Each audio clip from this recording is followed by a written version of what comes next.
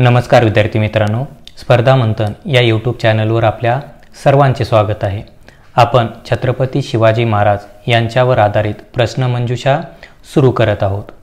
कारण त्यांच्यावर आधारित शालेय स्पर्धा परीक्षा तसेच विविध स्पर्धा परीक्षा जी होत असतात त्यावर प्रश्न विचारले जातात। त्यामुळे हा आपण उपक्रम सुरू केलेला आहे।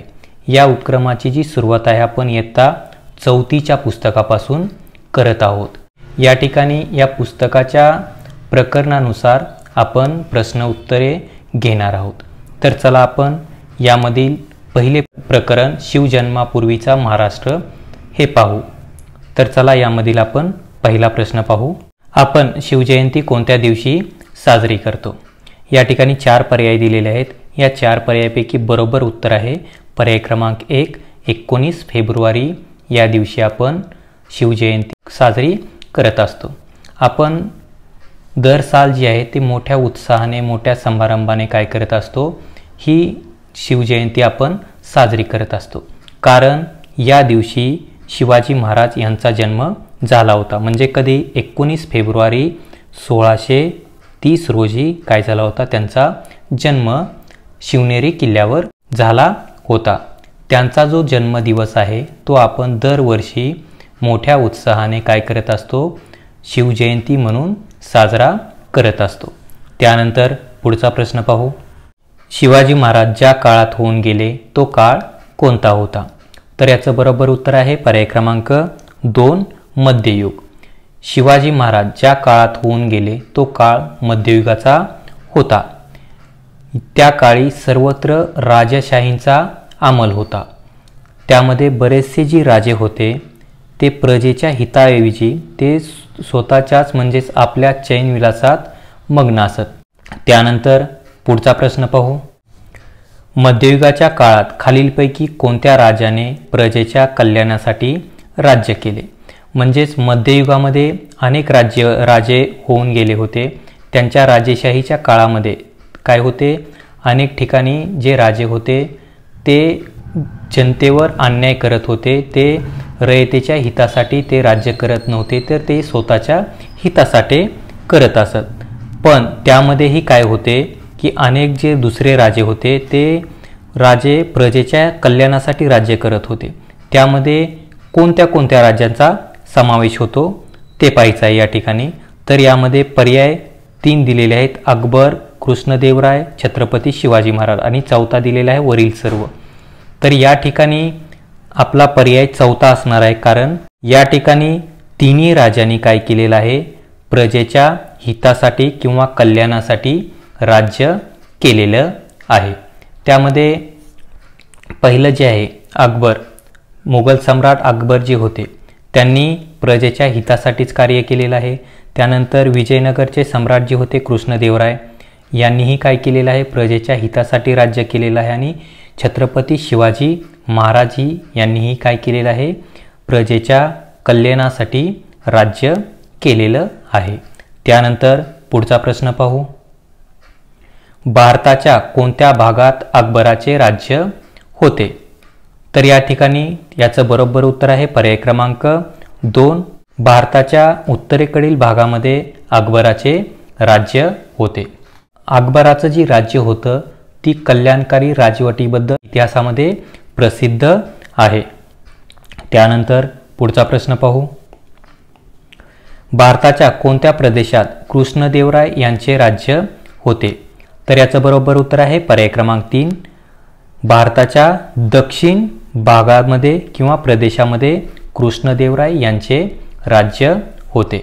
तेही काय होते, ते आपल्या कल्याणकारी राजवटीबद्दल इतिहासामध्ये प्रसिद्ध आहेत। त्यानंतर पुढचा प्रश्न पाहू। शिवाजी महाराजांनी गाळलेली जागा दिली डॅश डॅश स्वराज्य निर्माण केले, असाही प्रश्न विचारला जाऊ शकतो। तर याचं बरोबर उत्तर आहे पर्याय क्रमांक 1, शिवाजी महाराजांनी महाराष्ट्रात स्वराज्य निर्माण केले। तसेच यावरच आधारित वेगवेगळ्या प्रकारेही प्रश्न विचारले जातात। जसे की आता आपण पुढचा प्रश्न पाहू। महाराष्ट्रामध्ये स्वराज्याची स्थापना कोणी केली? असाही प्रश्न आपल्याला विचारला जाऊ शकतो। तर याचं बरोबर उत्तर आहे महाराष्ट्रामध्ये छत्रपती शिवाजी महाराज यांनी स्वराज्याची स्थापना केली। यावरच अशा आणखीनही वेगळ्या प्रकारे जर प्रश्न आला तर असा येऊ शकतो, स्वराज्याचे संस्थापक कोण आहेत? तर याचं बरोबर उत्तर आहे पर्याय क्रमांक 1 छत्रपती शिवाजी महाराज हे स्वराज्याचे संस्थापक आहेत। त्यानंतर पुढचा प्रश्न पाहू। स्वराज्याच्या स्थापनेपूर्वी महाराष्ट्राचा बराचसा भाग कोणाच्या ताब्यात होता? तर या ठिकाणी पर्याय 4 दिलेले आहेत। यामध्ये तिसरा जो पर्याय दिलेला आहे 1 व 2 असं दिलेलं आहे, म्हणजे पर्याय क्रमांक 1 आणि 2 हे बरोबर असा याचा अर्थ आहे। तर याचं बरोबर उत्तर आहे पर्याय क्रमांक 3 1 व 2 म्हणजे अहमदनगरचा निजामशाह आणि विजापूरचा आदिलशाह। छत्रपती शिवाजी महाराजांपूर्वी सुमारे 400 वर्ष महाराष्ट्रात स्वराज्य नव्हते। महाराष्ट्राचा बराचसा जो भाग होता तो अहमदनगरचा निजामशाह आणि विजापूरचा आदिलशाह या 2 सुलतानांनी काय केला होता, आपापसात वाटून घेतलेला होता। त्यानंतर पुढचा प्रश्न पाहू। बरोबर विधान अथवा विधाने ओळखा। तर पहिलं विधान आहे म्हणजे पर्याय क्रमांक 1 आहे, शिवाजी महाराजांनी हिंदवी स्वराज्यात हिंदू मुसलमान असा कोणताही भेदभाव केला नाही। पर्याय क्रमांक 2 शिवाजी महाराजांनी सर्व धर्मातील साधू संतांचा सन्मान केला।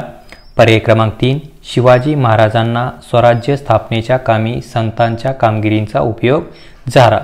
पर्याय क्रमांक 4 वरील सर्व म्हणजेच वरील तिन्ही विधाने बरोबर आहेत असा याचा अर्थ होतो।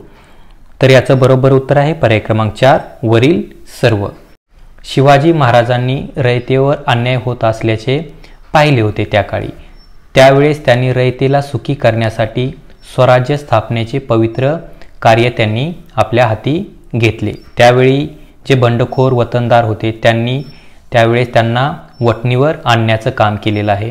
स्वराज्याच्या कामी त्यांचाच काय केलेला आहे, त्यांनी उपयोग करून घेतला। तसेच रयतेवर अन्याय करणारे जी सत्ताधीश होते त्यांना काय केले, त्यांच्याशीही त्यांनी काय केलेले आहे, शिवाजी महाराजांनी झुंज दिली आणि जुलमी जी राजवट होती त्यांचा त्यांनी पराभव केला। यासह काय केलेले आहे, त्यांनी न्यायाचे हिंदवी स्वराज्य त्यांनी स्थापन केले। हे स्वराज्य सर्व जाती धर्मांच्या लोकांचे होते, त्यामध्ये कोणताही भेदभाव केला जात नव्हता। शिवाजी महाराजांनी स्वराज्यात हिंदू मुसलमान असा कोणताही भेदभाव केला नाही। सर्व धर्मातील साधू संतांचा त्यांनी सन्मान केला। शिवाजी महाराजांपूर्वी सुमारे 300-400 वर्षे महाराष्ट्रामध्ये अनेक संत होऊन गेले। त्यांनी केलेल्या कामगिरीचाही काय केलेला आहे, शिवाजी महाराजांनी आपल्या स्वराज्य स्थापनेच्या कामी उपयोग करून घेतलेला आहे। त्यानंतर पुढचा प्रश्न पाहू। स्वराज्य म्हणजे काय? तर याचं बरोबर उत्तर आहे पर्याय क्रमांक 1 स्वराज्य म्हणजे स्वतःचे राज्य। त्यानंतर पुढचा प्रश्न पाहू। अहमदनगरचे नामांतर काय करण्यात आले आहे? तर याचं बरोबर उत्तर आहे पर्याय क्रमांक 2 अहमदनगर या शहराचे नामांतर अहिल्यानगर असे करण्यात आलेलं आहे। त्याचबरोबर पर्याय क्रमांक 1 मध्ये जे आहे धाराशिव, उस्मानाबाद या शहराचं जे नाव आहे ते धाराशिव असंही करण्यात आलेलं आहे। त्यानंतर पुढचा प्रश्न पाहू। वेगळा शब्द ओळखा। तर या ठिकाणी स्वराज्य, गुलामगिरी, स्वातंत्र्य, मुक्ती असे 4 पर्याय दिलेले आहेत। तर यातला वेगळा जो शब्द आहे तो पर्याय क्रमांक 2 मध्ये आहे, तो गुलामगिरी। स्वराज्य, स्वातंत्र्य, मुक्ती हे काय आहेत, समान अर्थाचे शब्द आहेत। तर वेगळ्या अर्थाचा जो शब्द आहे तो पर्याय क्रमांक 2 मध्ये आहे, जो की गुलामगिरी असा आहे। त्यानंतर पुढचा प्रश्न पाहू। वेगळा शब्द ओळखा। तर या ठिकाणी रयत, प्रजा, राजा, लोक असे 4 पर्यायामध्ये ते शब्द दिलेले आहेत। तर यामधील वेगळा जो शब्द आहे तो पर्याय क्रमांक 3 आहे, जो की राजा आहे। या ठिकाणी समान अर्थाचे 3 शब्द आहेत, ते कोणते तर रयत, प्रजा आणि लोक असे ते आहेत। अशा प्रकारे आपण 4थीच्या पुस्तकामधील पहिल्या प्रकरणातील सर्व प्रश्न आपण या ठिकाणी पाहिलेले आहेत। यानंतरच्या पुढच्या व्हिडिओमध्ये आपण दुसऱ्या प्रकरणाचे प्रश्न आपण पाहणार आहोत। धन्यवाद।